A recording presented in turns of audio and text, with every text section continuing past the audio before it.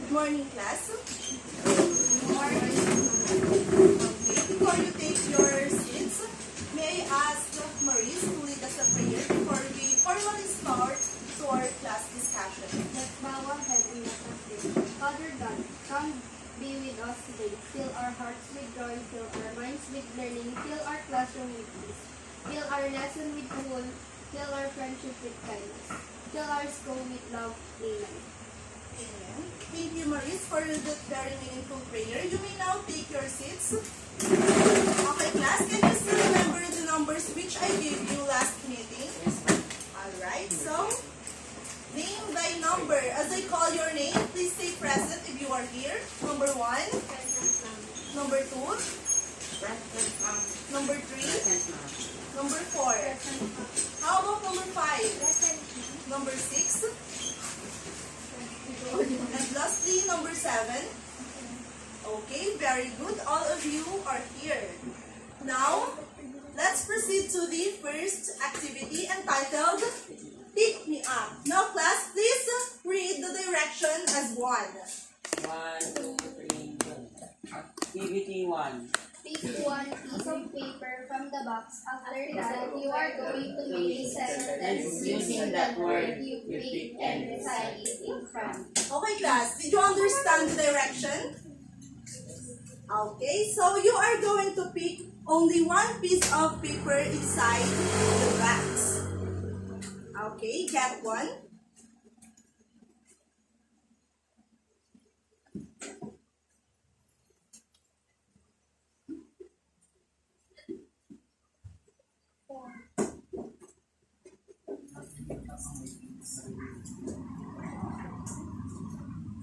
Okay, class.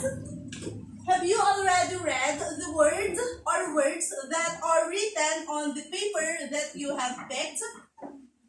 Class, have you already read it? Yes, ma'am. Okay, so what are you going to do is think or compose of a single sentence, one sentence only, using that word. Okay.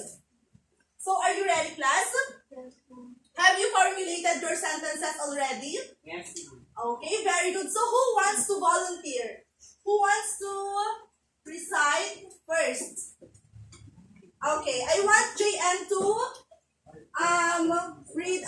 share his sentence on in front.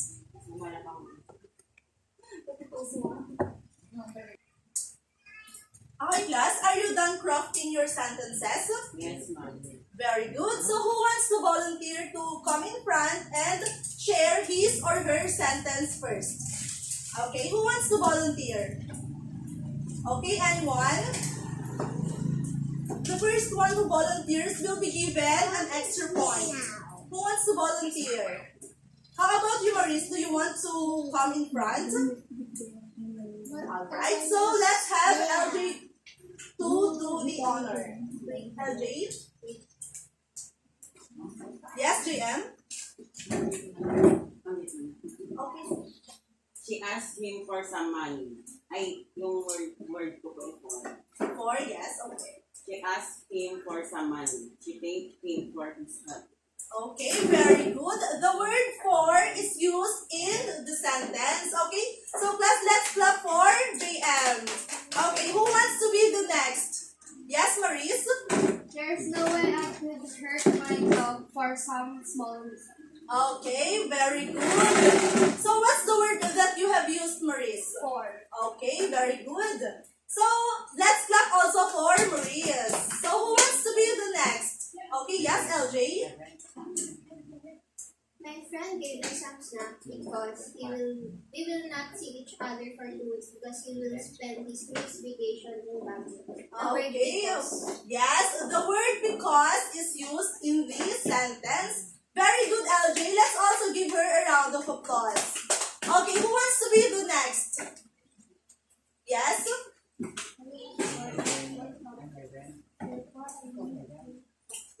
Okay, very good. The word that is used is okay, therefore, very good. How about the others? Yes, Joshua? I haven't eaten since breakfast. Yes, since breakfast. Very good. You haven't eaten yet? Is it class before you go here. Okay, don't worry, we are going to have lunch later on. How about the others? How about you, Micah? Yes? I thought that my mother is sick, hence and said, the word hence. Yes, very good. The word hence was used. How about you? Since I am only a 30 years old, and I'm not allowed to have a word. Okay, did you understand this sentence, class? Since, the word since was used in her sentence. Okay, very good, class. You are so good in crafting your sentences. So based from that activity class that we have done, what do you think would be our topic for today? What word, Joshua? Word about? Is it conjunctions? I heard conjunctions. Yes, class. Those words are conjunctions. However, today we are going to tackle about judging the relevance and worth of ideas, soundness of the author's reasoning, and the effectiveness of the presentation.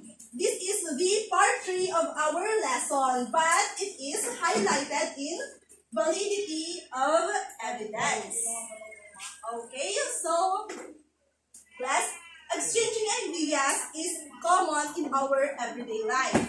As we continually converse or talk with each other, we don't notice that we are already making some arguments. But class, take down note that when I say argument, it does not mean that I am pertaining to arguments which is quarreling with each other or making a conflict with other people. Arguments is, what I am pertaining about the argument is the act of making a claim, okay, or opinion.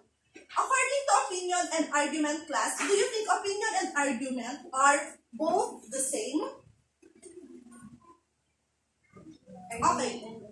Yes. Before that, would you mind to define what is opinion, LJ, in your own word?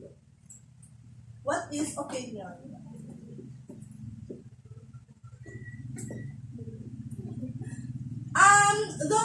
Don't you notice, class, that when you are scrolling in social media, there are instances when they say, that's my own opinion. Why would you question that? That's my opinion. So opinion, class, is your own perspective. That is your own points of view. How about argument, class? In your own word, what do you think is argument? Okay, Maurice, I think you have an idea in mind.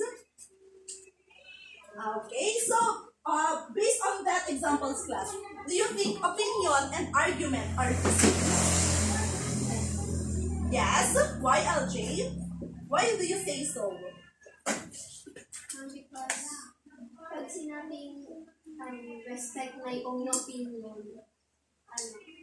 if he's wrong or if he or she is wrong, I will dare conclude them. Kaya parang same sila. Okay, thank you, LJ. That is somehow connected. However, class, to substantiate your ideas, let's define first what is opinion. So, who wants to read the definition of opinion? Okay. Who wants to read it, class? Come on. Yes, Maurice?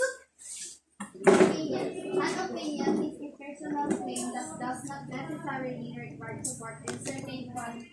Okay, class. So, as what I have stated earlier, opinion is your personal claim. It's your own idea, your own perspective. It's your own point of view. Okay? Did you understand, class? Okay, did you understand, class? Okay. Now, let's go on to the argument. Who wants to read the definition of argument? Yes? Yes, Maurice again. Argument. An argument is a claim that usually works, may be valid, sound, logical, and must be proven. Provide with reasonable, relevant, and sufficient. Okay, thank you for reading, Maurice. So, as it has been stated, argument is also a claim. It is also a point of view, however, it needs to be proven. When we say that it needs to be proven, it needs to be supported or backed up with evidence. So class, now can you now distinguish the difference between opinion opinion and argument. Okay, can you now determine the difference, class? Yes, LJ? Do you know the difference between opinion and argument? Argument is reasonable and the opinion is personal claim. Yes, very good. Actually, class, they are both opinions. However, when we say argument, it needs to be proven. It should be supported by evidences. While in opinion, it can stay as opinion. It doesn't need to be proven since it's your own opinion. Okay, class, did you understand it? Very good. Now that you have understood already the difference between opinion and argument in this lesson, we are going to focus more on making valid arguments. Now, let's do a short activity. The boys will read the first dialogue and the second dialogue would be read by the girls. Okay? The two boys would read this and the girls would read. No, he's still a boy. And the girls will read this one. Okay? Boys, you will read first. Please stand up. Okay, 1, 2, 3, go. Social media platforms are highly disadvantageous. Okay. Next, girls. Please stand up and read. Otherwise, social media platforms bring a lot of benefits because it makes communication and information dissemination a lot easier. Okay, very good. So class, based on these two dialogues, which do you think is opinion and which one do you think is an argument? Okay? As what we have said, class, opinion doesn't need evidence to support the claim. Yes, JM? Ano yun? What? Which do you think is an opinion from these two dialogues? Which do you think is an opinion and which do you think is an argument? Yes, JM? I think the opinion is words. Yes, why? Please stand up, JM. Because the word I believe. I believe, yes. Okay, you have a point. How about the others? So, the opinion is the girls' dialogue. How about this one? Argument. This is the argument. Okay, that's his answer. How about the others? Do you agree with JM class? Okay. Can I hear other answers from the other students? How about the others? Do you agree with JM class? Okay. Why LJ? Do you think that this is an opinion while this is an argument? Yes, kasi I believe it. Okay. So class, actually, this is an opinion while this is an argument because the boys' dialogue simply says they simply claims that social media platforms are highly disadvantageous. They did not present any evidence to support their claim. Why is social media platforms disadvantageous? They did not state any statement, right, to support the claim. While in girls' dialogue, social media platforms bring a lot of benefits because, okay, it's because of the word because. They are stating statements to support the claim, and those are evidences. Okay, class? Did you understand it, class? Yes. Alright. Now let's define what is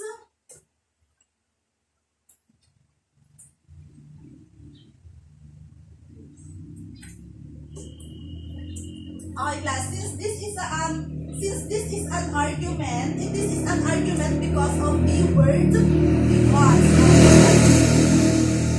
Who is the student who had the word because earlier? Okay.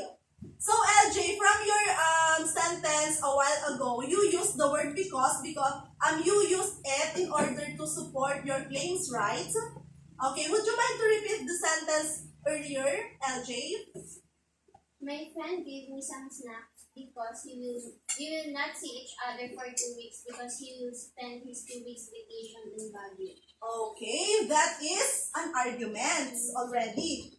LJ stated that her friend gave her chocolates because her friend will stay in Baguio for 2 weeks. So it would be an opinion if her friend gave her only chocolates, but she supported it with evidence. Okay, did you understand it, class? Okay, now let's proceed to the. Okay, so an argument tries to convince us that something is true. Okay, keep in mind, class, that an argument to be considered one has to consist of conclusion and premise. Okay. So who wants to read the conclusion? Okay, LJ, would you mind to read it? The conclusion is the idea we are convicted to believe, while premise is the support or reason showing that the conclusion is true. An argument may be supported with more than one premise. Okay, class. So as it has been stated, the conclusion is the idea we are convinced. So class, to make it clear, these two, the conclusion and premise should be included in an argument to make it an argument, to make it valid. Okay? Let's now disregard the opinion, class. We are now already focusing on the arguments. Okay? So as it has been stated, class, the conclusion is the idea we are convinced to believe, while the premise is the one that supports the conclusion in order for it to be believable or to be convincing. So let's take an example. Let's take an example for the girls' dialogue a while ago. I believe otherwise, social media platforms bring a lot of benefits because it makes communication and information dissemination a lot easier. Okay, class. What makes it an argument? Oh, very good. It is the word because. Okay, that's right. Wait, I'm having an error here.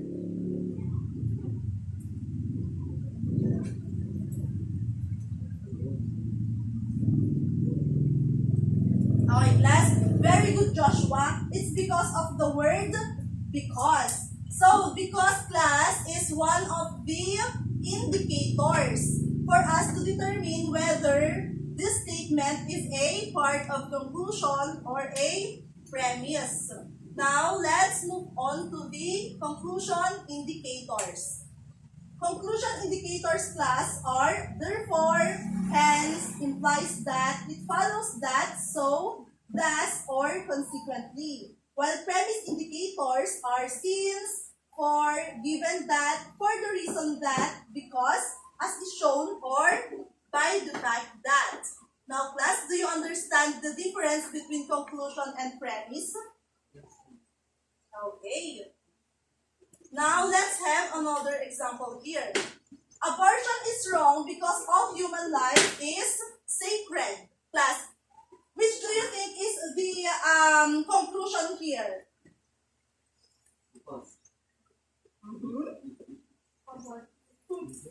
Did you really understand it, class? Abortion is wrong because all human life. Okay, class. Friend. Okay, class. Now let's take a look to this example. Abortion is wrong because all human life is sacred. Now, class, which is the conclusion here? Abortion is wrong. Okay, very good. Abortion is wrong. And which is the premise here? Because all human life is sacred. Okay, very good. Abortion is wrong is the conclusion because that is your own belief. That is your opinion, your claim. While because all human life is sacred is the premise because that is your supporting evidence to back up your claim. Okay, did you understand it, class? Okay, very good. So keep in mind in. Then we use reasons or evidences in order to support that claim or conclusion. Then we are already using the premise. Okay, class?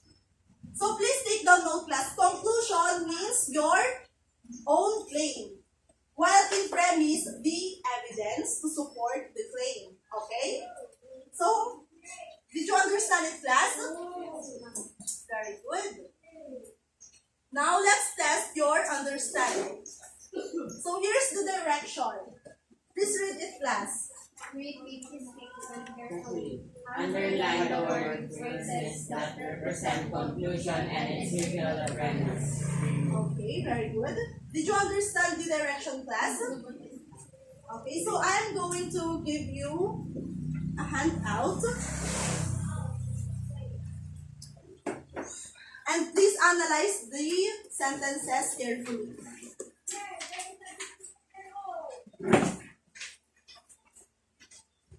Okay, class, so you will be given 10 minutes to finish the task.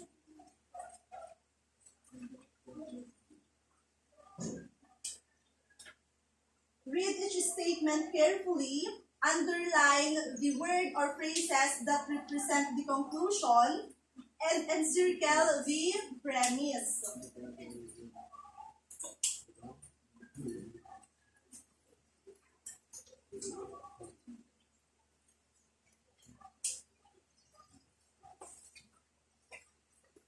Okay, so for you not to get confused, here are some of the indicators as your basis.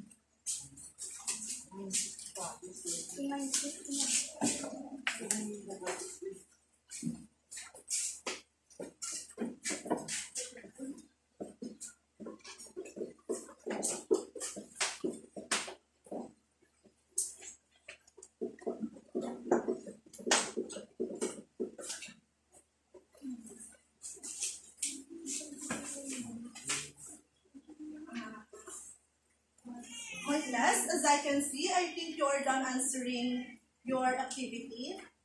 Are you done answering, class? All of you are done? Yes, ma'am. Okay, so you may now exchange your papers to your seatmate and let us check if you got the correct answers.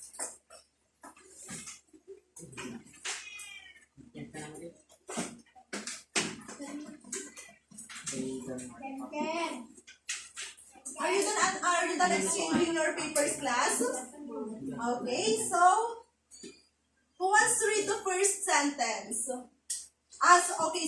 Yes, Maurice. My brother will win the championship because they have the best team. Okay. Which part is the premise and which statement is the conclusion? Because they have the best team, my brother will win the championship. What is the conclusion there?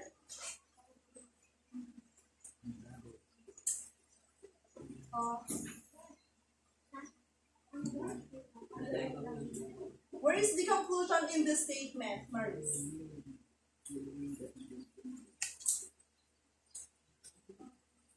Okay. My brother will. Okay, so according to Marie's answer, my brother will win the championship is the conclusion. While the premise is that because they have the best team. So let's see if she got the correct answer. Okay, very good. 2 points each class, ha? And my brother will win the championship is the premise. Now let's proceed to number 2. Who wants to read it? Yes, JM? Since carrots are full of vitamins, it follows that your body will benefit if you eat them. Okay, where is the conclusion? Conclusion. Since carrots are full of vitamins. Tapos yung premise is, it follows that Your body will benefit.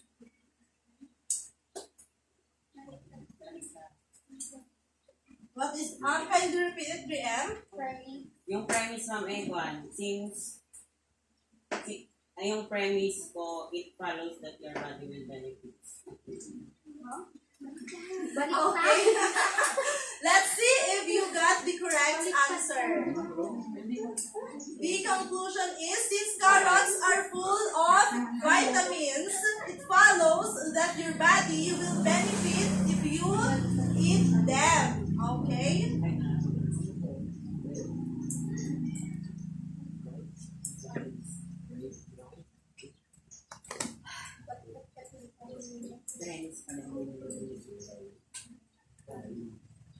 Okay, class, if you got confused, underline the words or phrases that represent conclusion while encircle the premise, okay? Okay, let's proceed to number 3. By the way, who got 2 points already? 4 points already. Okay, very good. How about How many scores do you have already, girls? You only have 1 point each. Yes, okay. So, bawi kayo. Let's proceed to number 3. Who wants to read it? What's your name again? Yes, I want Janine to read it. Please stand up, Janine.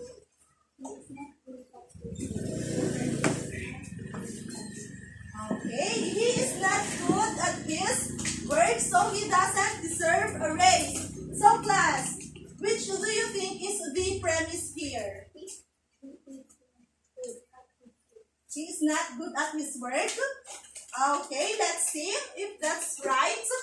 Okay, very good. The premise is he's not good at his work, while the conclusion is he doesn't deserve a raise. Okay, class.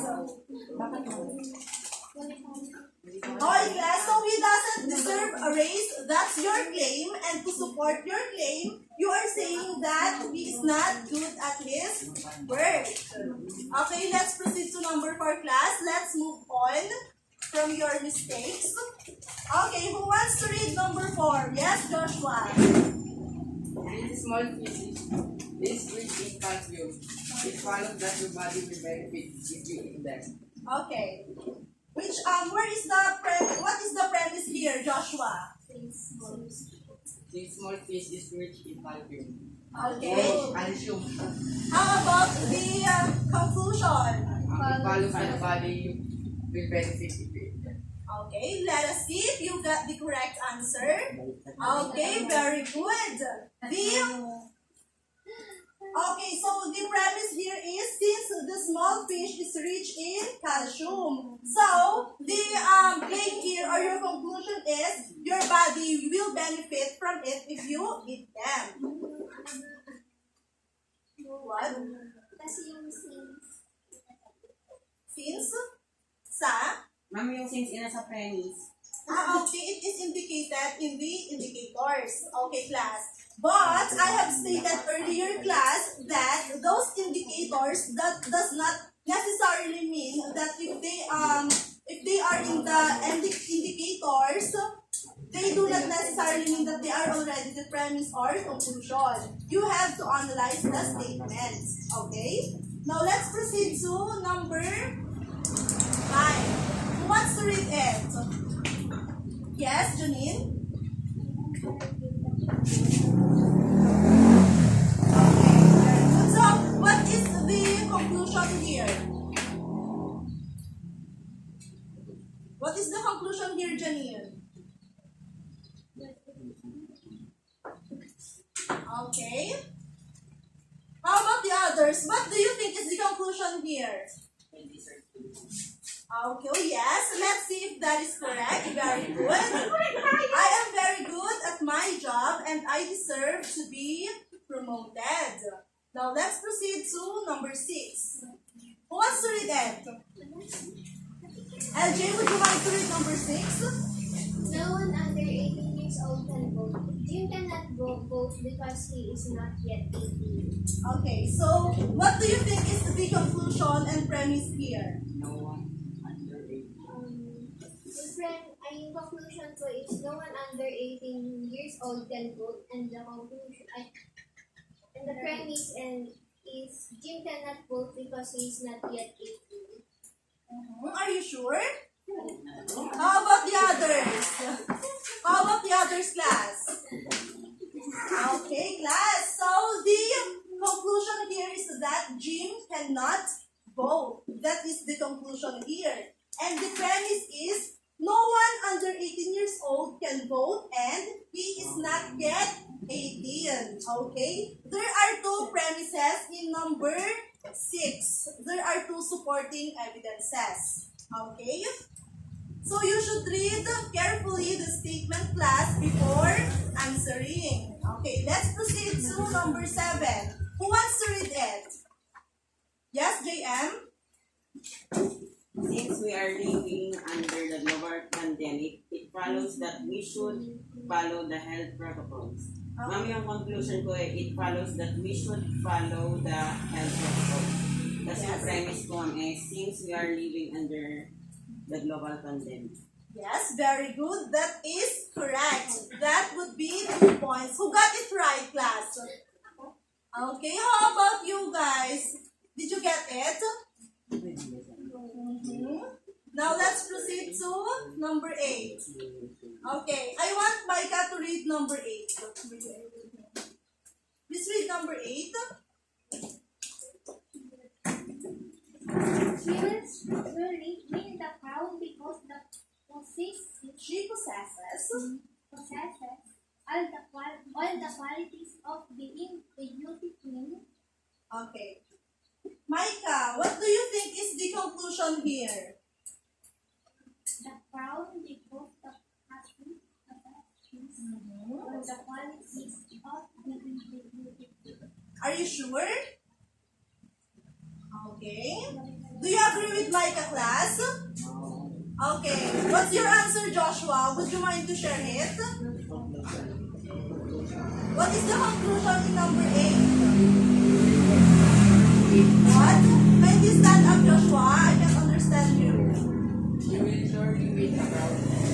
Yes, and the premise is? Because they possess all the quality of being a beautiful queen. Okay, very good. That is correct. So, she will surely win the crown. That is the claim or your conclusion, while it was supported by the premise, which is the next part of the statement. Now, let's proceed to number 9. Who wants to read it? Yes, JM? We should surely win the crown because Number 9. we should go to Mitchell Ice Cream. We never gone to Mitchell Ice Cream for a year. Okay, what is the conclusion there? We should go to Mitchell's Ice Cream. Okay, very good. How about the premise? We've never gone to Mitchell's Ice Cream for a year. Okay, very good. That is correct. That would be 2 points. Okay, for the last one, who wants to read it?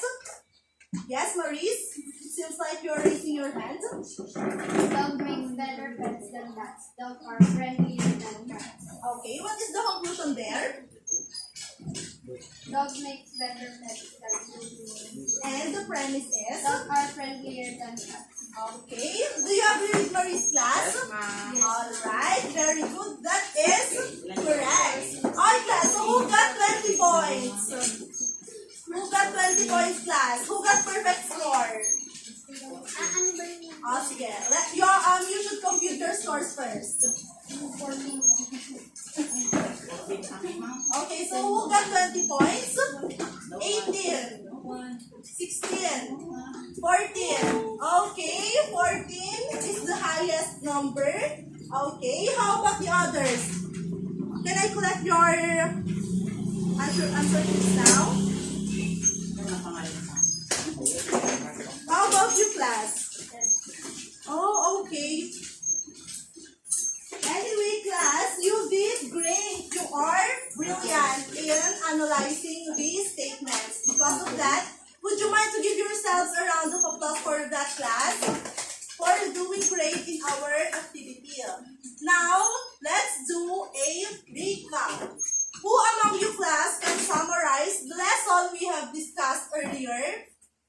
Who among you can summarize the lesson we have discussed earlier? Yes, JM? About conclusion and premise. Okay, very good. What is about conclusion and premise? Okay, what is conclusion, JM? Yes, please. Idea. We are Yes. Conclusion is the idea we are convinced to believe, while premise is the support or reason showing that conclusion is true. Okay, very good. That is conclusion and premise. Now, class, why is it important to include conclusion and premise to our arguments? Why is it important, class? Who wants to answer? LJ, do you have any idea? Why is it important? Why we should include conclusion and premise in our argument? Yes, Maurice, you're saying something? Tries to convince us that something is true.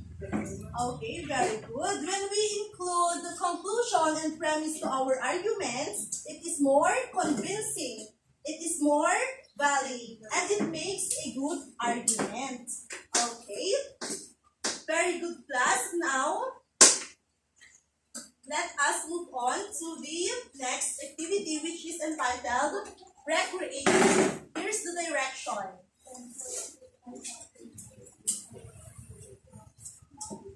And compose at least 5 arguments that has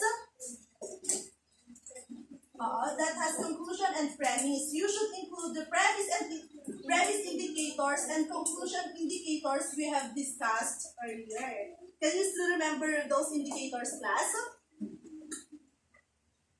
Okay, so I will be presenting those indicators, and you are going to make sentences out of those.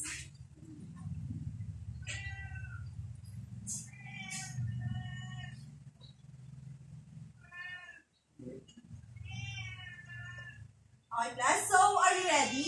Yes, ma'am. Okay, so you are given only 5 minutes to finish the task. Okay, class. So, your timer starts now. Okay,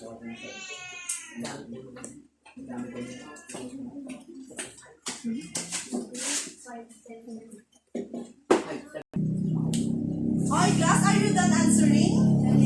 Okay, now please pass your papers so that I can check it later on.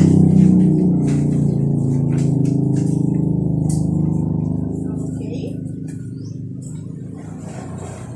Okay, class, for your assignment, kindly read it, class. For your assignment, browse the Internet about the meaning of radical policy. Write it down on a clean sheet of paper. Okay, class, so that would be your assignment. You can write it down or just take a photo of it. Okay, class, are you done copying your assignment? Okay. Do you still have any questions in mind? Okay, so if that's the case, then let's call it a day. But before you go, class, please observe Play-Doh.